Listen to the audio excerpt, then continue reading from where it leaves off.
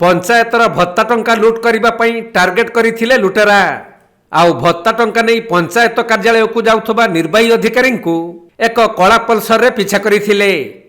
पर ढेंकानाल जिला भुवन थाना अंतर्गत कानखाई ग्राम निकट बेकमुड़ा नाल निकट में निर्वाही अधिकारी जाउथबा स्कूटी को अटकाई टंका बेग छड़ाइबा को उद्यम करिबा बेले से स्कूटी छाड़ी कंटाबुदा देई नाल को डेई पड़िथिले। दूररू यही घटना देखुथबा जने चाषी हठात ठेंगा धरी दौड़ी आसबारु लुटेरा माने टंका बेग लुटी न पारी फेरार मारिछंती।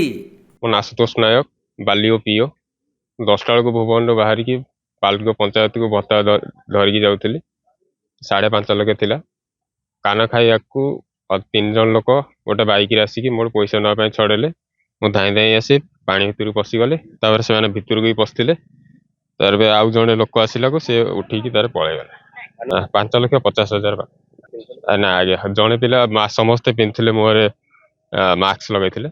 गाड़ी नंबर तो मुझे देखी पारनी गाड़ी लगुच पल्सर बोली मुझे सियोर नहीं।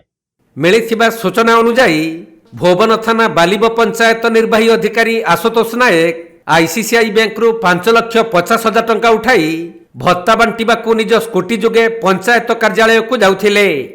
हेले 3 जन दुर्बृत्त एक कला पल्सर रे तांको पीछा करी आसी कानखाई ग्राम निकट कईपाट हुड़ी निकटस्थ बेकमुड़ा नाल निकट रे तांको अटकाई टंका बेग छड़ाइबाकू उद्यम करथिले।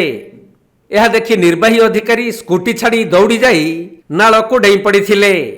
तेणु लुटेरा माने मध्य नाल रे पसी तांको टणा उटरा करुथवा बेले नाल कूଳରେ भात खाउथबा जने चाषींक एही घटना उपरे नजर पड़िथिला।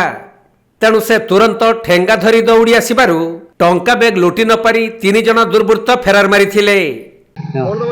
कुशन नायक बा एठी बा मोरे खाई बसिचे आ मु सेठी अनेजे याड खाई बसिचे सियाडो या गाड़ी घोड़ा से याड गुटे सियाडो आसिकी मो अनेजे मार देले जो स्कूटर टा गइठा आ सारा डेई पइले से बाटे से खजर गछ बाटे मझिरे आ जने ए बाटे धरिक आसिला आ से 3 जन अछन। हां हां मु धाइची आ मते देखिकी जाइचंती आ। ढेंकानाल जिला भुवनरू पूर्णचंद्र साहू रिपोर्ट कोणार्क लाइव।